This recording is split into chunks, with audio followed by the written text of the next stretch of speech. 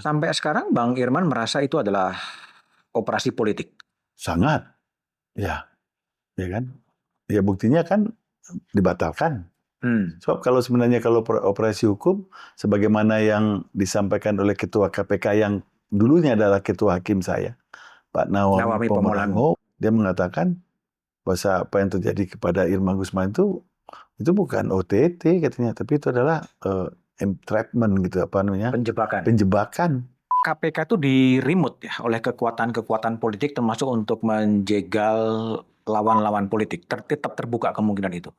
Yang saya rasakan sebelum 2016 itu begitu. Jadi tidak terbuka operasinya, tapi bisa diintervensi oleh kepentingan tertentu dan jaringan tertentu dan orang tertentu. Oh.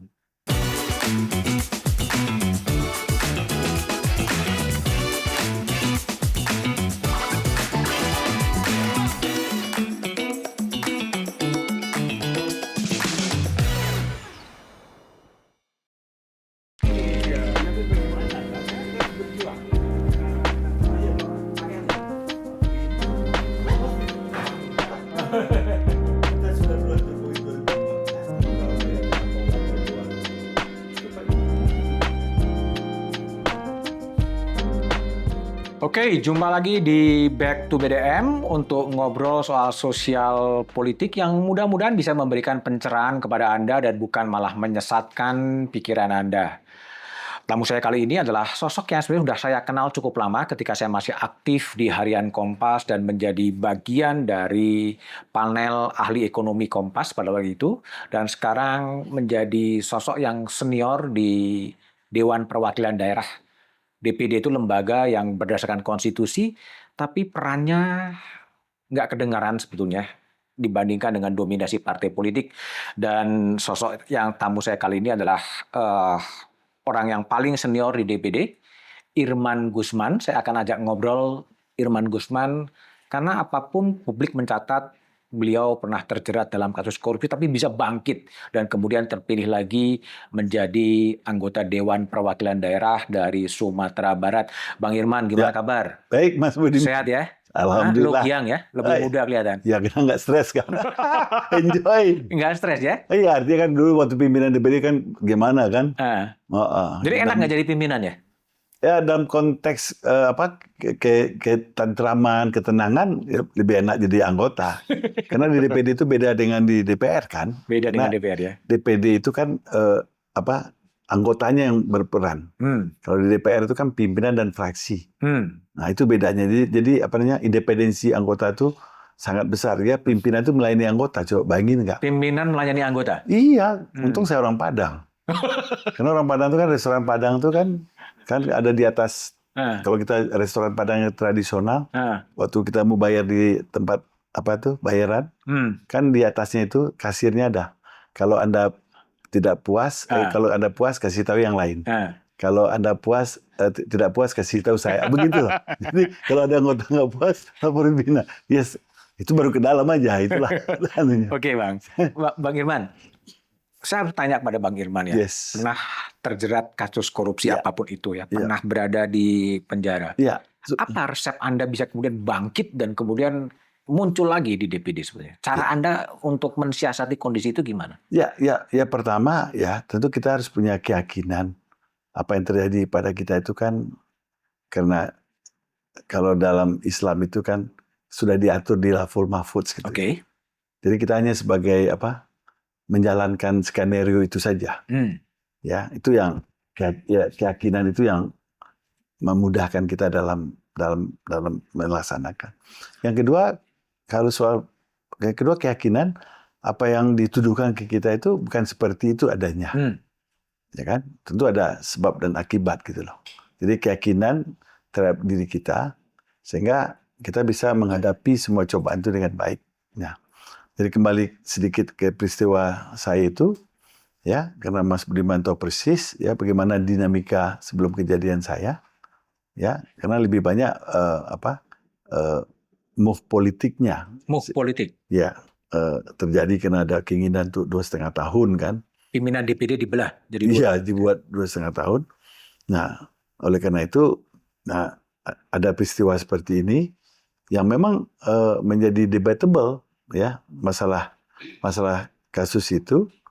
Ya, sehingga karena saya tahu persis apa yang saya lakukan itu, ya baik dari jumlahnya, ya kan, baik dari track record saya, bahkan kalau saya mau melakukan hal, kalau cuma orientasinya uang, selama karena saya terpilih DPD langsung pimpinan, 12 tahun, bahkan reses pun tidak sekalipun saya ambil, mungkin saya satu-satunya.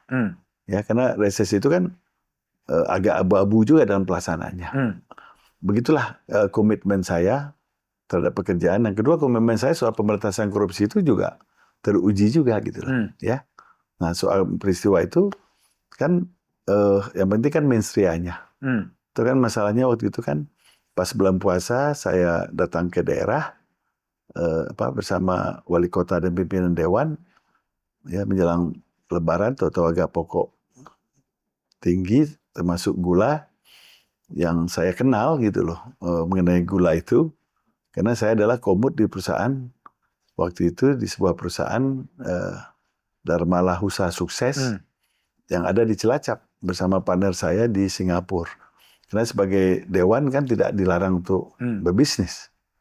Ya kan? Sehingga saya merasa, saya komisaris di beberapa perusahaan, sehingga itulah yang pendapatan saya yang jauh lebih besar dari DPD itu yang menjaga saya kan. Nah, kondisi saya karena peristiwanya dan lain sebagainya. Oleh karena itu saya jalani, kemudian saya proses melalui eksaminasi didukung oleh puluhan profesor. Eksaminasi nggak pernah selama itu pernah dilakukan orang. Ya. Nah, saya yang pertama kali melakukan, sehingga di beberapa kampus baik di UII, di Undip, di UKI, di UNAN, Andalas, bahkan di kami, ya menyatakan apa yang terjadi ke saya itu tidak tepat gitu. Ya akhirnya 2,5 tahun setelah itu MK memutuskan Mahkamah Agung PK saya dikabulkan. Ya, membatalkan apa yang putusan sebelumnya. Jadi tidak mengurangi hukuman gitu loh. Ya, hanya dibatalkan. Ya, karena dianggap bukan apa yang dituduhkan, hanya gratifikasi yang notabene kalau itu memang ininya kan bisa dikembalikan karena ada masa 30 hari. Nah, dikenakan dukungan keluarga, masyarakat ya yang debatable waktu kasus saya itu, sehingga saya kuat, sehingga saya merasa tidak melakukan hal yang seperti dituduhkan begitu hebat. Ya makanya ya soal bangkit itu soal waktu saja Mas Budiman. Soal waktu gitu. saja. Gitu. Jadi pada prinsipnya kan kesalahan yang paling terberat itu kan kesalahan kalau kita berbuat salah itu kan dengan diri kita dan keluarga kita. Itu menurut saya beban yang berat. Sampai sekarang Bang Irman merasa itu adalah operasi politik. Sangat. Ya kan. Ya buktinya kan dibatalkan. Sebab kalau sebenarnya kalau operasi hukum sebagaimana yang disampaikan oleh Ketua KPK yang dulunya adalah Ketua Hakim saya, Pak Nawami Pomolango, waktu dia fit and proper di Komisi 3, dia mengatakan bahwa apa yang terjadi kepada Irman Gusman itu bukan OTT katanya, tapi itu adalah entrapment gitu penjebakan. Ya, harusnya selesai waktu di pra peradilan. Tapi di pra peradilan pun juga tidak dikatakan ditolak, tapi digugurkan kan. Ya, sehingga mau tidak mau tentu pengadilan harus mengadili gitu loh. Mau tidak mau pada saat itu dia bilang kondisi eksternal itu kan sangat luar biasa kan. Sehingga nggak ada yang tidak lolos kalau sudah dibawa ke pengadilan ke KPK. Kan itu anunya. Artinya kalau itu operasi politik, berarti kalau berdasarkan pengalamannya dari Bang Irman, KPK tidak kebal terhadap intervensi atau menjadi operasi-operasi politik sebenarnya. Ya, tentu setelah saya di dalam, tentu saya makin tahu persis ya. Ya ternyata apa yang terjadi sebagian, tentu nggak semua ya. Tentu ada yang benar juga gitu loh. Ya memang rawan untuk penyalahgunaan gitu loh. Rawan untuk penyalahgunaan. Digunakan oleh kepentingan tertentu. Oh.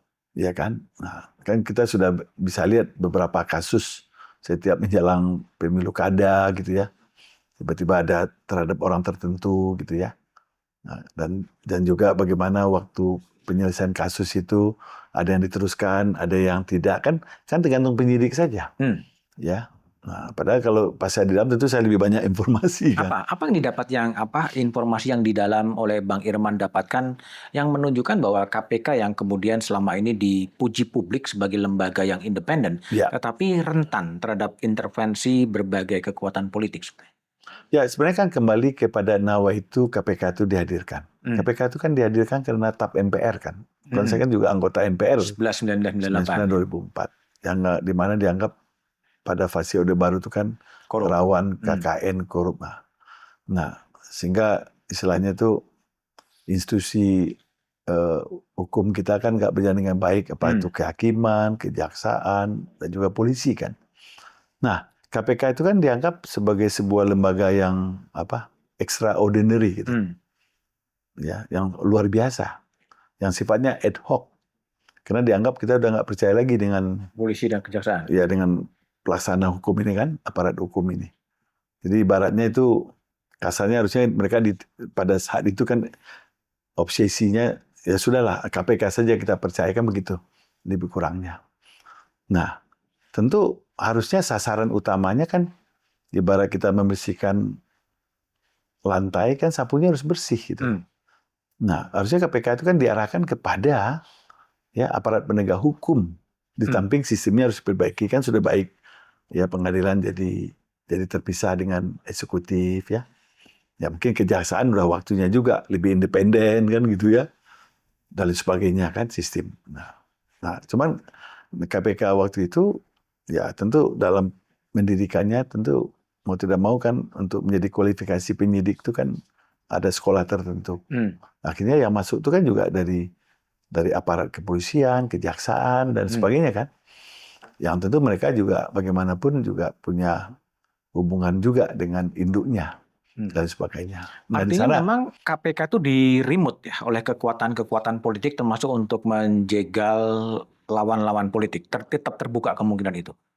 Yang saya rasakan sebelum 2016 itu begitu. Jadi tidak terbuka operasinya, tapi bisa diintervensi oleh kepentingan tertentu dan jaringan tertentu dan orang tertentu. Ya kan? Itu yang dirasakan oleh Bang Irman setelah berada di dalam. Ya nggak salah kan waktu itu juga DPR berteriak kan banyak kasus-kasus untuk dibuka sampai Fachri Hamzah dan lain sebagainya Komisi 3 kan tidak berani membuka waktu itu kan karena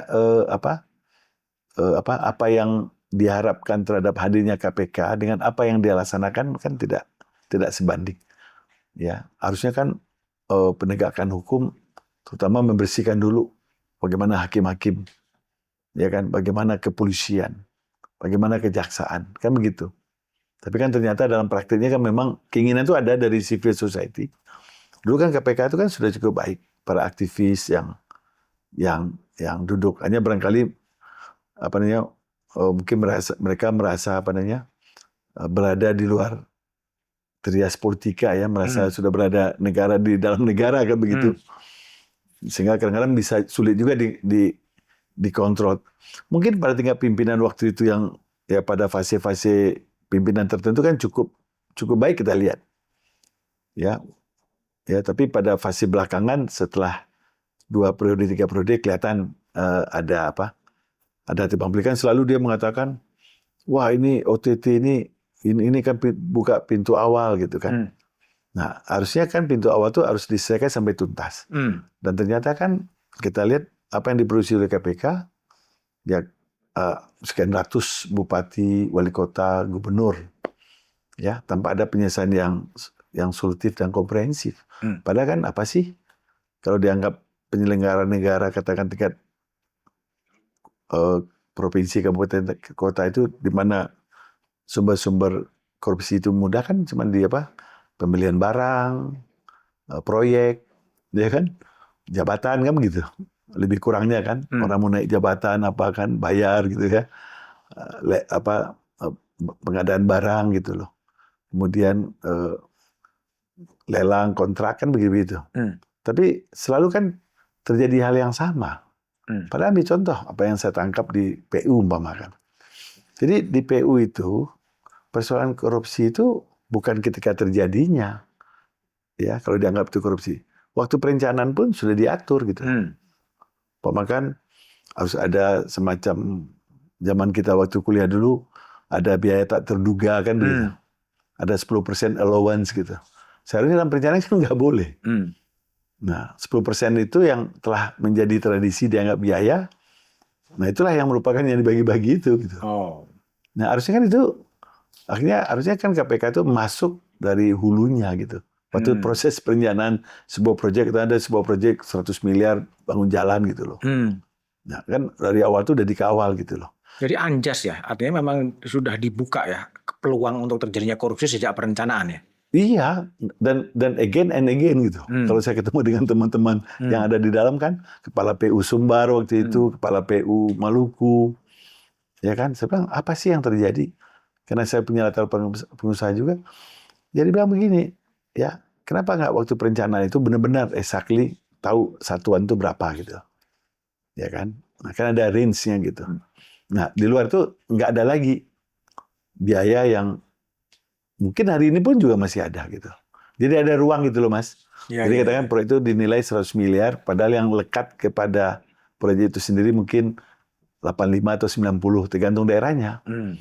Ya kan? Belum lagi nanti suspek dimainkan lagi. Itu hal yang kedua lagi gitu. Ya. Nah, sehingga akhirnya, nah yang kedua kan waktu itu masyarakat kan juga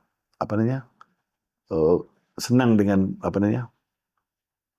melihat ada pejabat negara yang ditangkap dijadikan selebrasi gitu loh. Dan juga di KPK pun sendiri yang setahu saya kan pernah ketua DPD.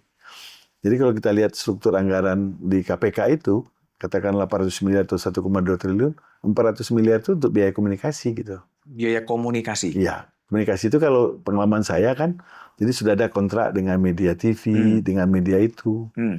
Jadi pokoknya, jadi mereka itu sudah membeli hak tayang atau apapun, sehingga mereka ingin membangun image kan, opini.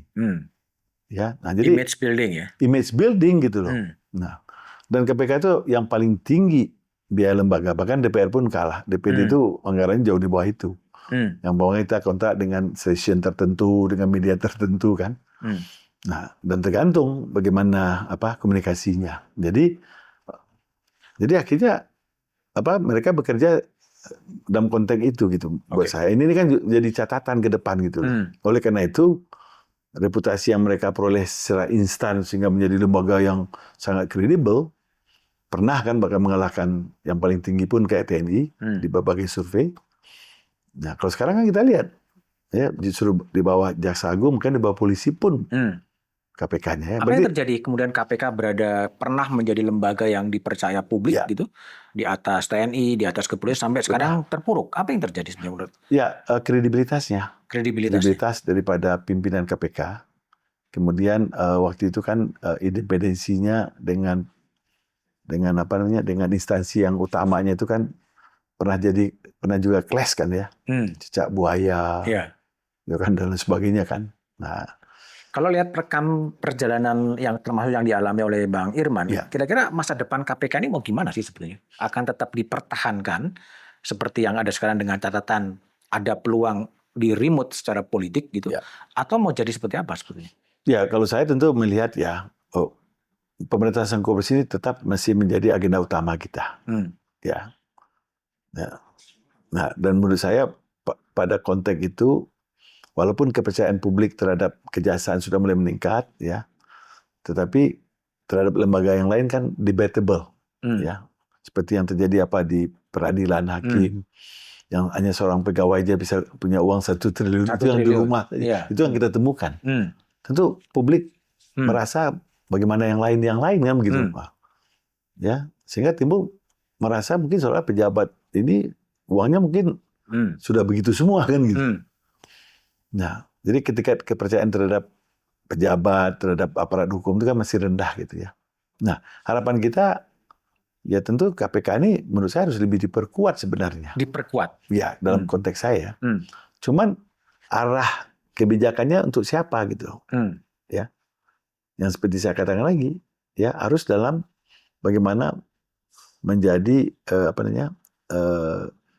katakanlah untuk mengawasi oknum pengadilan, kejaksaan dan sebagainya ya, polisian. Menurut saya arahnya masih pada level itu ya. Arah itu artinya apa? Fokus dari KPK terhadap lembaga-lembaga tertentu atau gimana? Ya, fokusnya begini. Pertama, tentu KPK ini harus kita arahkan kepada kasus-kasus yang menjadi perhatian umum dan strategis gitu. Baik dalam jumlah angkanya maupun orangnya. Ya kan? Itu kan penting. Yang kedua tentu kepada lembaganya gitu loh. Seperti apa yang terjadi terhadap hakim kan. Kan harusnya kok jadi di Kejaksaan kok nggak jalan-jalan kasusnya yang 1T itu kan. Satu ya Rofikar. Ya. Nah, harusnya kan harus disupervisi dong oleh KPK kan. Supaya pintu masuk tuh untuk membersihkan umpamakan kan gitu. Ya, katakan kasus apa lagi gitu ya, seperti kepolisian atau apapun yang besar gitu kan. Jadi pintu masuk, dan pintu masuknya harus tuntas gitu. Nah, yang menjadi perhatian umum. Yang kedua bagaimana merapikan para aparatnya gitu loh, aparat hukum itu sendiri. Ya. Yang ketiga ya menjadi penyeimbang terhadap kejaksaan dan kepolisian gitu. Sampai pada waktu tertentu ya. Nah, kalau level itu sudah ya, apakah nanti KPK itu seperti yang kayak di Korea Selatan yang diusulkan, menjadi samping juga masalah penindakan juga masalah ombudsman dan sebagainya ya. Tapi saya berkeyakinan masih perlu ditingkatkan. Ya mudah-mudahan lah KPK yang baru ini bisa memenuhi harapan publik lah ya. Penguatan KPK ini konkretnya gimana? Kalau menurut pengalaman Bang Irman yang pernah berurusan dengan KPK, apakah memang undang-undang yang baru ini dikembalikan kepada undang-undang yang lama atau seperti apa dalam bayangan? Ya, buat saya keberadaan KPK ini sebagaimana apa yang diharapkan itu ya melihat situasi sekarang ini masih diperlukan.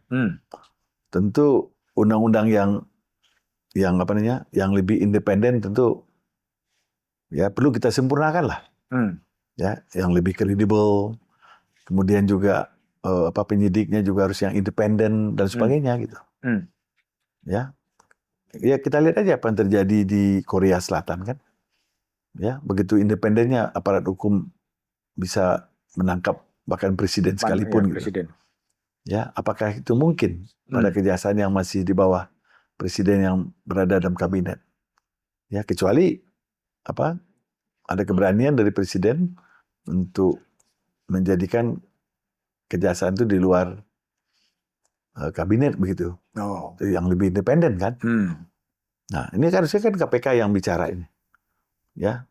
Tentu semangat KPK itu kan bukan hanya sekedar represif tapi kan preventif gitu loh.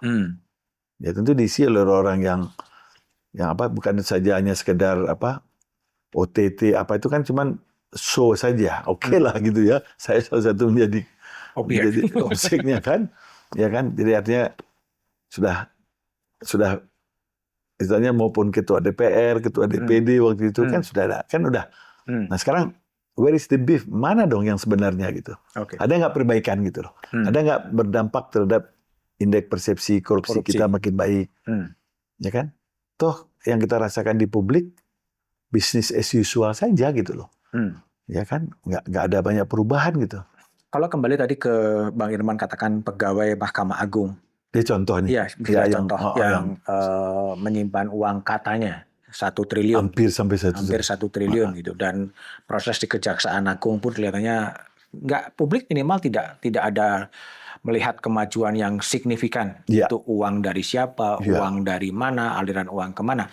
Apakah Bang Irman kemudian bagaimana sebenarnya peran KPK dalam konteks si pejabat Mahkamah Agung ini? Ya harusnya di sana lah KPK harus turun kan. Untuk memberikan supervisi. Karena dengan extraordinary body-nya itu, dengan keistimewaan yang dia peroleh kan dia bisa koordinasi. Kira-kira ada kesulitan nggak barangkali gitu loh. Jadi ini keberanian kepada pimpinan KPK sendiri.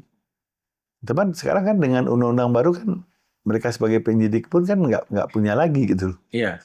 Ya kan istilahnya sudah dimandulkan gitu ya. Ya, oleh karena itu memang penguatan KPK kembali itu menurut saya sebuah keniscayaan ya. Ya, dalam keadaan kondisi yang begini masih, apalagi presiden kita kan punya komitmen yang kuat sekali gitu loh untuk pemberantasan korupsi. Iya. Nah, ini kan pas sekali. Nah, tinggal cari formula yang tepatnya yang gimana supaya para politisi tertentu atau apapun yang tidak merasa apa, ya kita harus melihat ke depan gitu. Ya seperti saya kan, saya sudah melewati. Saya tidak ada marah kepada KPK-nya, sistemnya, karena sudah teruji. Saya kan melewati mekanisme. Ya, ternyata kan dibatalkan ya. Tapi ya saya melihat untuk bagaimana 25 tahun mendatang ya Indonesia kalau masalah yang sangat basic saja ya kita masih lari di tempat gitu loh. Kasus pejabat Mahkamah Agung ini kan sebetulnya pintu masuk untuk membuka dugaan mafia peradilan. Ya. Jual beli perkara dan lain sebagainya gitu loh. Dan apakah nggak tahu saran dari Senator Irman Guzman gitu, apakah tidak sebaiknya memang ada semacam tim gabungan pencari fakta yang mengungkap secara lebih jujur dan membujuk Zarofrikar gitu untuk membuka sebetulnya uang ini dari siapa saja, karena 1 triliun uang itu mengalir ke siapa saja, dan pada saat itu pula lah kemudian dilakukan pembersihan terhadap oknum-oknum aparat penegak hukum yang kemudian terlibat. Karena hanya dengan pendekatan normatif di kejaksaan minimal sampai sekarang, nggak jelas ini maju penanganan perkaranya seperti apa. Ya itu yang seperti saya katakan tadi, sebetulnya kan banyak mekanisme yang bisa memberikan insentif kan kepada siapa itu Zulfikar itu kan. Zarofrikar, sepanjang dia bisa membuka itu semua kan dia bisa diberikan status justice collaborator. Itu kan bagi seseorang yang terdakwa itu kan apakah diringankan seperti Nazarudin gitu kan, puluhan kasus dijadikan 1 atau 2 kan sehingga dia selesai, ya kan, nggak kayak sekarang kan kayak yang dirasakan oleh Emisa Satar, udah kasus ini selesai, ini bisa tambah lagi jadi panjang. Nah mungkin ya setuju saya dibentuk semacam gabungan tim ya dengan niat untuk membersihkan semua gitu. Kan itu itikat kita. Karena kan kritik publik terhadap dunia hukum kita itu kan sangat keras ya, bahwa hukum sudah bisa dibeli, ya hukum bisa diperjualbelikan, ya putusan diperjualbelikan, dan itu melibatkan hampir semua aparat penegakan hukum, baik itu hakim, baik itu jaksa, baik itu polisi, baik itu advokat gitu loh. Nah, ketika Pak Prabowo punya komitmen besar untuk kemudian memberantas korupsi, bahkan hiperbol akan mengejar korupsi sampai Antartika, ya, apakah tidak menjadikan momen Zarofrikar ini sebagai pintu masuk gitu, bentuk tim gabungan pencari fakta, berikan status justice collaborator kepada Zarofrikar, mengaku secara terbuka uangnya dari siapa, uangnya lari kemana saja, diperiksa orang semuanya, kalau enggak ya kemudian diselesaikan, ya dalam bahasa ya diberhentikan dan memulai sesuatu yang baru. Ya, itulah harapan kan. Ya, jadi sekarang kan kita berharap banyak dengan seorang Pak Prabowo yang nasionalis, yang ya dirinya aja mau dia korbankan kan. Ya kan luar biasa juga seorang yang katakan keluarga yang bangsawan mau menjadi masuk TNI kan begitu kan jarang kan. Ya enggak. Sehingga dia mengabdikan diri menjadi seorang Kopassus. Itu kan tantangannya itu kan kalau masuk TNI itu kan seandainya terjadi apa-apa sampai meninggal pun kan dibebaskan tuntutan terhadap TNI kan. Apalagi kalau soal uang dan sebagainya. Tapi kenapa nggak dikerjakan juga? Nah, tentu ini ya kan baru 2 bulan Mas Budiman ya, baru 60 hari, lebih 70 hari lah. 70 hari. Ya kita berikan waktu lah. Ya. Tapi kan dari awal, dari beberapa yang saya amati beliau bicara kan, terakhir pun bahkan di Bappenas itu, ya sebelumnya juga di di Golkar maupun juga waktu pidato dia kan walaupun juga di sidang kabinet pertama kan dia menekankan sekali di Bappenas itu ya, saya supaya masalah korupsi ini ya dia bilang jangan gitu. Sampai saya lihat muka-muka menteri-menteri itu agak lemas juga gitu kan. Tapi bagaimanapun kan apa yang disampaikan itu dengan apa yang terjadi itu kan ada gap gitu. Ada komitmen ada. Ya, tapi komitmen itu menjadi sebuah realita kan butuh jembatan gitu loh. Ya, kalau Pak Yaakob Utama seorang tokoh pers ya, pendiri Kompas kan selalu bilang, kalau orang Indonesia itu ya baru dia pikir rencana saja sudah menghasilkan Sudah kan. menghasilkan. Iya kan? Ya, jadi ngomong saja berarti Selesai. sudah jalan, sudah selesai. Kan nggak begitu kan? Perlu leadership dan manajerial. Oleh karena itu ya harusnya tim yang ada di kabinet Menko Polkamnya yang terkait ya harus mengimplementasikan apa yang Pak Prabowo inginkan soal pemberantasan korupsi ini yang sudah akut banget gitu loh. Yang membuat posisi kita di dunia internasional pun kan tidak begitu terhormat gitu ya. Dianggap negara yang tingkat religiositasnya tinggi, tapi tingkat korupsinya juga tinggi kan menjadi olok-olokan juga kan. Nah, oleh karena itu harus membuat tim lah ya. Prabowo kan untuk menjawab apa yang diinginkan itu. Nah, jadikanlah kasus Zaruf ini menjadi pintu masuk ya terhadap mafia peradilan dan sebagainya.